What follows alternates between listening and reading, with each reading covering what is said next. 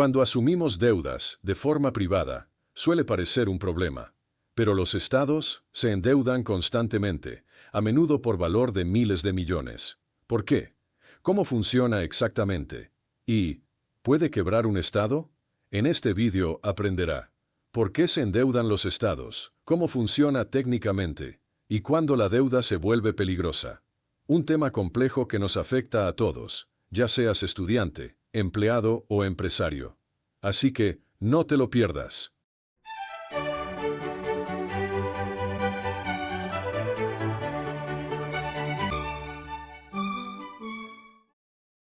Los países no se endeudan por el deseo de tener cero en sus cuentas bancarias, sino porque tienen que realizar tareas que son muy caras y no pueden financiarse a corto plazo solo con los impuestos.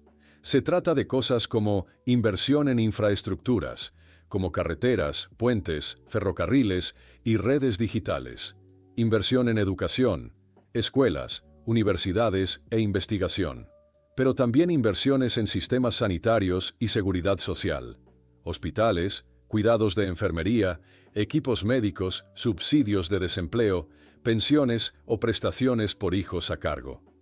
En tiempos de dificultades económicas, por ejemplo durante una recesión, los ingresos fiscales disminuyen porque se produce y consume menos. Al mismo tiempo, aumentan los gastos, por ejemplo a través de prestaciones por jornada reducida o paquetes de estímulo económico. Si el Estado no toma contramedidas, existe el riesgo de desempleo masivo, quiebras e inestabilidad social. Por eso, el freno alemán a la deuda, por ejemplo, permite deliberadamente niveles más altos de endeudamiento en situaciones de emergencia.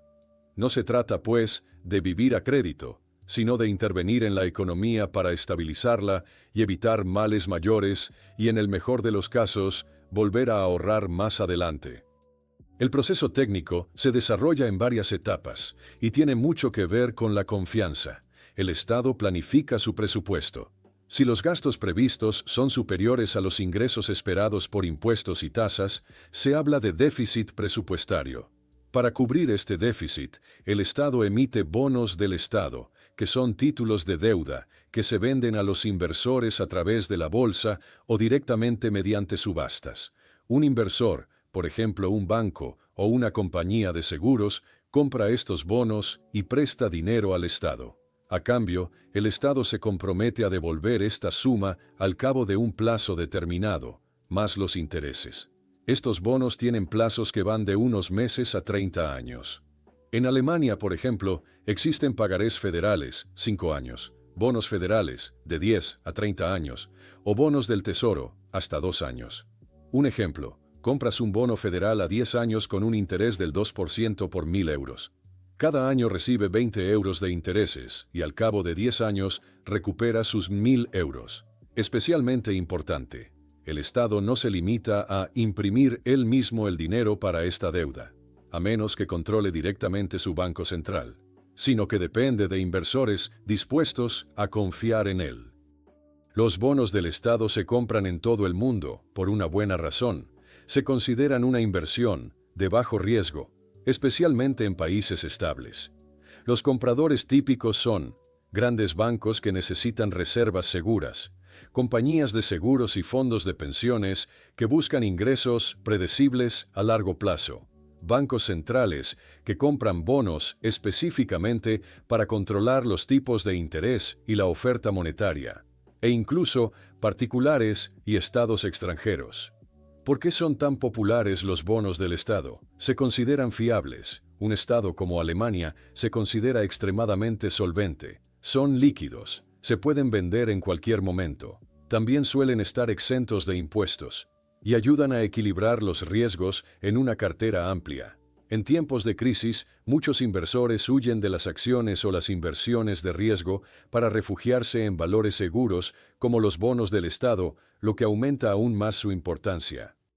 Para evaluar el grado de endeudamiento de un país, nos fijamos en la ratio de deuda, es decir, la relación entre la deuda total y el Producto Interior Bruto, PIB. Existe una fórmula para ello. La deuda nacional dividida por el PIB multiplicado por 100 da el ratio de deuda. Ejemplo, un país tiene una deuda de 2 billones de dólares y un PIB de 4 billones. Ratio de deuda, 50%. Pero, un ratio alto, dice poco por sí solo. El factor decisivo es, ¿cómo de alto es el crecimiento económico? ¿Cómo de bajos son los tipos de interés de la deuda? ¿Y cuál es la confianza del mercado? Japón, por ejemplo, tiene un ratio de deuda superior al 250%, pero apenas paga intereses porque tiene una moneda estable y una elevada tasa de ahorro interno. Grecia, en cambio, ya estaba en crisis en 2010, con un ratio de deuda del 130%, porque los mercados carecían de confianza. Conclusión: lo decisivo no es la cifra absoluta, sino si es sostenible. El endeudamiento no es malo per se, pero tiene consecuencias si se nos va de las manos o se utiliza de forma incorrecta. En primer lugar, la carga de los intereses. Cuanta más deuda tenga un Estado, más tendrá que pagar en intereses. Estos pagos suelen pesar más en el presupuesto que las inversiones o el gasto en educación. En segundo lugar, la pérdida de confianza. Los inversores desconfían, exigen tipos de interés más altos o se retiran por completo. Esto puede llevar a una espiral: más deuda, tipos de interés más altos, aún más deuda. En tercer lugar, inflación o devaluación de la moneda. Cuando los países empiezan a financiar sus deudas mediante la imprenta, existe la amenaza de una devaluación de la moneda. Fue el caso de la República de Weimar o de Zimbabue, por ejemplo. Y en cuarto lugar, la quiebra del Estado. Si un Estado ya no puede hacer frente al servicio de sus deudas, tiene que reprogramarlas o declarar que no puede pagar. Las consecuencias suelen ser drásticas: fuga de capitales, programas de austeridad, colapso económico. Un ejemplo: Grecia tuvo que ser rescatada por la UE en 2010. Argentina incumplió varias veces. En 2022, Sri Lanka ya no podía conseguir divisas para pagar las importaciones. Estas crisis no solo afectan al Estado deudor, sino también a bancos, inversores, socios comerciales y ciudadanos locales. La cuestión no es solo cuánta deuda, sino ¿para qué? ¿Para qué? Un Estado que se endeuda para invertir en educación, infraestructuras o digitalización puede utilizarlo para estimular el crecimiento económico futuro, lo que ayuda a reducir de nuevo la deuda a largo plazo. Se distingue entre deuda de consumo, por ejemplo, para gastos sociales o administrativos corrientes. Deuda de inversión, por ejemplo, para nuevas escuelas, expansión de la fibra óptica, líneas de ferrocarril o investigación. Esta última se considera productiva porque aumenta la fortaleza económica y, por tanto, contribuye a hacer sostenible la carga de la deuda.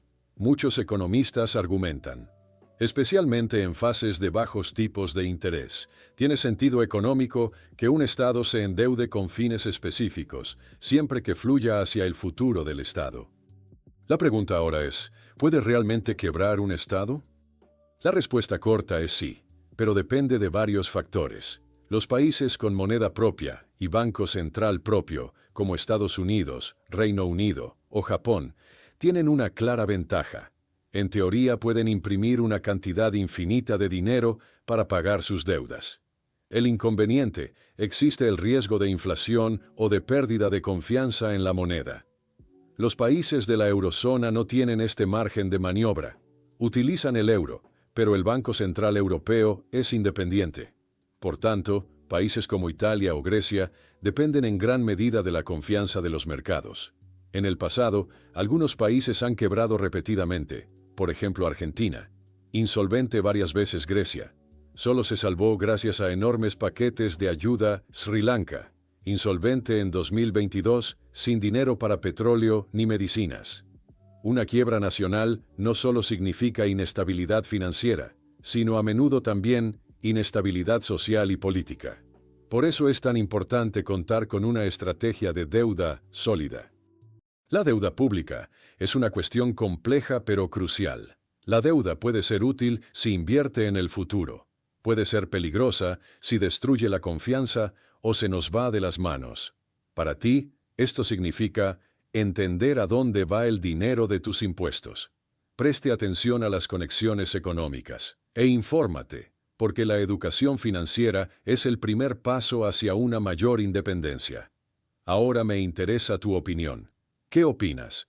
¿Debería permitirse a un Estado endeudarse para modernizar escuelas y carreteras, por ejemplo? ¿O prefieres ahorrar y presupuestar como una casa particular? Escríbelo en los comentarios, dale un like al vídeo y suscríbete para más temas económicos apasionantes. Gracias por vernos. Hasta la próxima.